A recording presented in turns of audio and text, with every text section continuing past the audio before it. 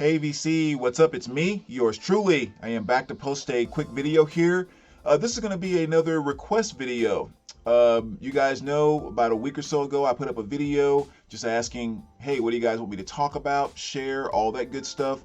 Got a ton of great requests, and this was one that was kind of a cool one that came from Doug, a user named Doug Anderson. A really cool question, one that I've never been asked before, never really spoke about before. Never really heard anyone else in the VC talk about it, so it's kind of cool. And of course, maybe someone has had long and a ton of in-depth conversations. I haven't seen every video in the VC, but one that I've never spoken about. And the question is, I would like to hear your take on: is it R&B or is it smooth jazz? So many artists like Anita Baker could be both. Do you think there's a big difference? I know this might open up a big can of worms when it comes to genres and subgenres. It seems like R&B should have subgenres like rock does, like soft R&B, hard R&B, and yes, then there's soul. So definitely kind of an interesting question. And I'm just gonna kind of ramble here. Like I said, I thought about it for a few minutes before I hit record, but let me try to make sure I stay on topic. So, is it R&B or is it smooth jazz? And is there a big difference? And like Anita Baker that you mentioned is probably one of the best examples to use for that. So you have like Anita Baker's "Giving You the Best That I Got," which is her 1988 release, and then I just kind of randomly pulled one of my favorite smooth jazz artists, which is George Benson, right? So like if I'm thinking about the world that George Benson is playing in and what Anita Baker does here, is there a big difference between smooth jazz and Anita Baker, who most people classify as being R&B? I mean, objectively, not really. I mean, Anita is basically doing a smooth jazz vocalist type of thing. So yeah, I would say just right off the bat, objectively, no, she could easily have thrown herself into the smooth jazz category, and she would have fit. I think subjectively is where you kind of find the bigger difference without question. And I've always kind of felt like what that falls around is, you know, well, let's put it this way. I think usually where an artist kind of makes their name, there is a filter that we kind of put on, and it's probably all subconscious, but I think there's a filter that we put on that kind of puts them into that category, and we take them and experience them through that filter, right? Again, subconsciously. So when I think about like Anita Baker and George Benson, and like why is one R&B to me and why is one clearly smooth jazz to me, it's because like when Anita was coming up in that mid to late 80s, like she became big and made her name in the R&B world. Like that's where I think it was an album of the year or R&B vocalist of the year or something like that. I mean, she won a ton of awards on Soul Train awards and stuff like that through all R&B awards. So even though she has a very, very smooth jazz thing coming on, I think when you put Anita on and listen to her, you're filtering it as R&B. And so you're hearing the R&B elements, and there's really just kind of smooth jazz floating around it. Whereas with George Benson being such a big name in that jazzy, smooth jazz R&B world, it's like you put him on, your filters are set to George Benson, smooth jazz, you get his smooth jazz vibes, and you kind of see the R&B dancing around that. Even though when you really objectively compare the two, you might say there's not really much of a difference at all. But I think that filter plays a big role, and I think that filter oftentimes comes from like something establishing an artist as something. You may even go as far as saying like when what's his name, when Billy Squier did the whole "Rock Me Tonight" video, like how much that hurt him. Kind of the same thing. There was a certain filter I think that was put on him because of that video, and it just kind of like, and all of a sudden it sticks, kind of thing. But I don't care if they say that because I love Billy Squier. But like another good example of that, just really quick, would be Whitney Houston. I think about Whitney Houston's R&B. She really kind of went down, especially her first two albums. She was in the R&B world. And one of the reasons there is not because if you listen to I Want to Dance with Somebody, it sounds so R&B, because that sound as poppy as anything, and that was one of the gigantic hits off of this album. But during this time, if you remember, even as big as she was catching a lot of flack from people saying she didn't sound black enough. She didn't sound R&B enough. She was too poppy. She was, like, she caught a lot of flack for that.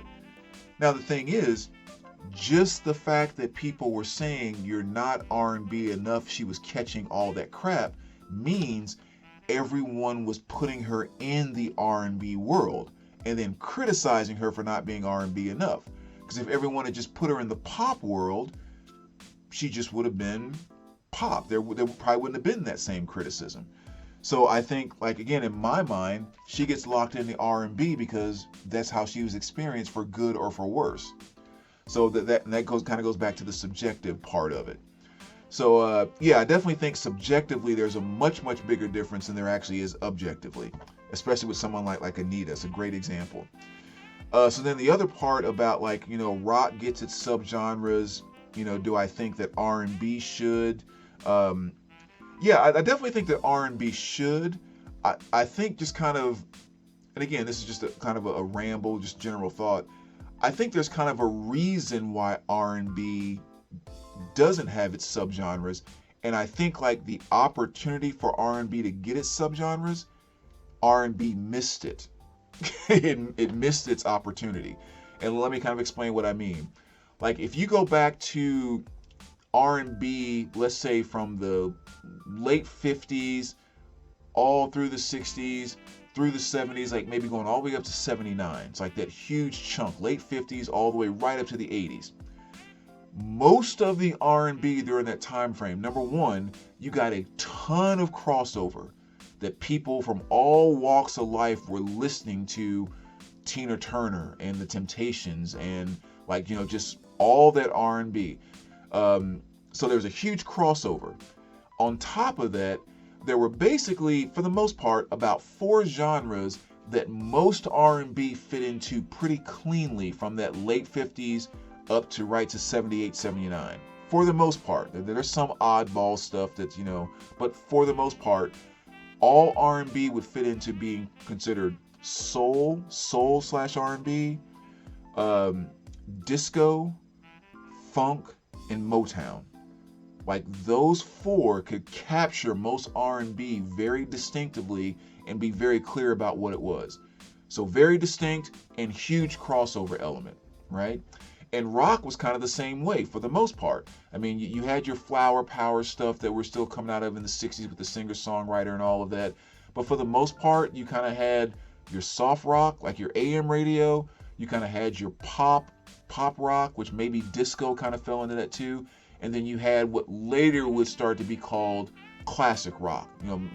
Later on, it'll take the name classic rock. But I think for the most part, most rock was falling into, again, you had your psych and blah, blah, blah, but most rock was falling into one of those 4 categories as well. So there were distinct genres about equally between rock and R&B. Then the 80s came, right? Maybe late 70s, early 80s came. And what happened was the whole MTV thing really kind of blew up. So now all of a sudden you have the videos and just all the stuff that went with MTV. Well, the same thing happened with R&B. You had Video Soul that came along, which was kind of like the R&B version of MTV. You had Video Soul that came along, and you had all the videos and all this stuff that started taking place.